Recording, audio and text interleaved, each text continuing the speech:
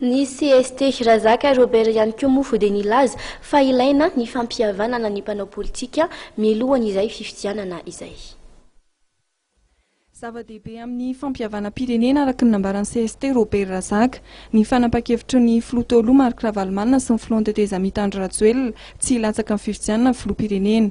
Saingy notsim-pihany fa ilaina ny sian'ny fanombohan'ny fampihavanana eo amin'ny sehatra rehetra, indrindra ny fampihavanana amin'ny mpanao politika mialohan'ny fifidianana. Le fampihavanana izay tenenina hatramin'izay amin'izay, toka tsy hijanona ho resaka ihany, fa mila mihavana tokoa ny mpanao politika rehetra.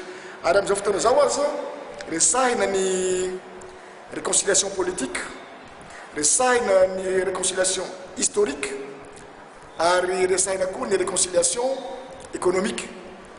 Zany rehetrarehetra zany tsy ho vita androany fa l'essentiel atomboka. Les atomboka no zava-dehibe. Ka tsika hanao élection le 8 mai, tsara aloha fa mandeha le réconciliation politique. Zany hoe na de hanao zao ny olona hoe de resaky impunité koa ve? Raha za interana HPM ihany no ametraka hoe aleo aloha vitaina daholo, afahina daholo ny gadra rehetrarehetra. Ino moa sadeky mitaka an'iny. Izao koa izy nilaza fa ny filoha ny tetezamita amin'izao fotoana zao koa dia anisany lazainy hoe hamoana amnistie. Sadeky moa malala ny secret zay. Fa matoa teneny zay misy dikany zay. Donc zany nécessaire mihitsy, indispensable ny idirany zao dia izao amin'izay resaka réconciliation zay. Mitaky ny anatanterahana famitsoran-keloka faobe sy ny fametrahana ny fitsarana manokana ho an'ireo filoham-panjakana na ny haute cour de justice Andrymatoa Robert Razaka. Aleo mitady nouvelle règle vaovao ny mpanao politika rehetra, ny manam-pahaizana rehetra, ny entité rehetrarehetra misy unité de firenena, ny olon-kendry rehetra hijery ny fomba tsy hampiverimberi le crise eto Madagascar. Ka d'abord aloha zany atavo amnistie générale pour tout le monde.